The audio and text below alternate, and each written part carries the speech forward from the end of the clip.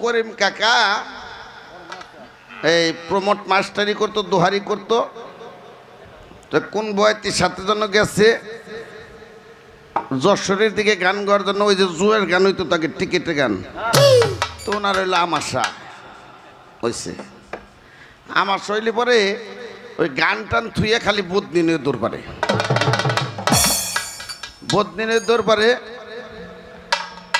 এখন জিজ্ঞেস করছে, এই করিম চাচা তোমার ওইছে কি? কথা কইস না, ওই পেটের ভিতরে কামড় দেয়, কামড় দিলে আর তৈরি করে না কিন্তু কুতাকুতি অনেকক্ষণ করে, কিন্তু কিছুই বাইরে না, একটু হাও সাও বাইরে, তাই না? কষ্টটা খুব বড়, কিন্তু পায়খানা তো যাক কষ্ট মষ্ট করে যায়, টয়লেটে যায়, বসে থাকে, কুঁতে আরও পাঁচা ব্যথা হয়।